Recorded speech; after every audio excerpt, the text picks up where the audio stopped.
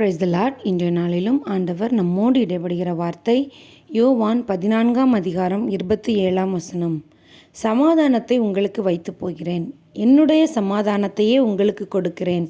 உலகம் கொடுக்கிற பிரகாரம் நான் உங்களுக்கு கொடுக்கிறதில்லை. உங்கள் இருதயம் கலங்காமலும் பயப்படாமலும் இருப்பதாக.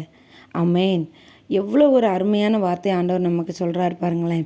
இந்த உலகம் கொடுக்குற மாதிரி சமாதானத்தை நான் உங்களுக்கு கொடுக்கல, நான் என்னுடைய சமாதானத்தையும் உங்களுக்கு கொடுக்குறேன்னு சொல்லி ஆண்டவர் சமாதானத்தை நமக்காக வைத்து போயிருக்கிறேன்னு சொல்லியிருக்கிறாரு. இன்றைக்கி நம்ம எத்தனை பேர் சமாதானத்தோடு இருக்கிறோம்?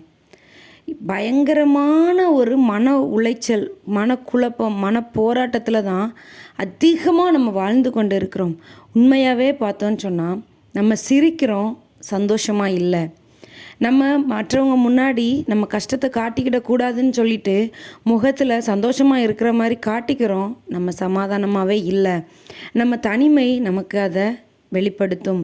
இன்றைக்கு நமக்கு தேவையானவற்றுள் மிக முக்கியமானது என்னன்னு பார்த்தோன்னா சமாதானம். அந்த சமாதானத்தோடு நீங்கள் இருக்கிறீங்களா? நீங்கள் சமாதானத்தோடு இருந்தீங்கன்னா ஆண்டவர் உங்களோடு இருக்கிறார் என்ற அர்த்தம். ஒருவேளை நீங்கள் சமாதானம் இல்லாமல் இருப்பீங்கன்னா நீங்கள் ஆண்டவரை விட்டு தூரமாக இருக்கிறீங்கன்னு அர்த்தம்.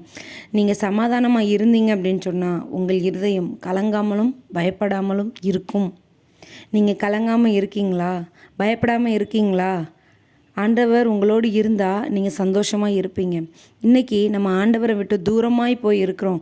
எல்லா பிரச்சனைகளையும் நம்ம தலைக்கு மேலே நம்மளே எடுத்து வச்சுட்டு தாங்க முடியாத அளவுக்கு கஷ்டப்பட்டுட்ருக்கோம். எல்லாவற்றையும் பார்த்துக்கிறதுன்னு சொல்லி ஆண்டவர் சொல்லுகிறார். அவர் சொல்கிறது நீங்கள் எனக்கு கீழ்ப்படிஞ்சு இருங்க அப்படிங்கிற ஒரே ஒரு காரியம் மட்டும்தான். நம்ம அதை செய்ய தவறிட்டு மீதி எல்லா காரியங்களையும் நம்மளே பார்த்துக்கலான்னு சொல்லி பொறுப்பெடுத்துட்டு மிகவும் வருந்தி கொண்டு இருக்கிறோம். ஆண்டவர் நமக்கு கொடுத்துருக்கிற இந்த அழகான வாழ்க்கையை நம்ம சந்தோஷத்தோடு வாழ வேண்டும் என்று சொல்லி ஆண்டவர் விருப்பப்படுகிறார். ஆனால் நம்ம என்ன பண்ணுறோம்? எல்லா பிரச்சனையும் நம்மளே பார்த்துக்கலாம்னு சொல்லிட்டு ஆண்டவருக்கு கஷ்டத்தை ஏன் கொடுக்கணும்னு சொல்லி பெரிய மனசுள்ளவர்களாக நம்மளே கஷ்டப்பட்டுட்ருக்கோம். சமாதானத்தோடு இருங்க. கர்த்தர் நமக்கு வைத்திருக்கிற தெய்வீக சமாதானம் நம்ம ஒவ்வொருவரோட இருதயத்தையும் ஆளக்கடவுது.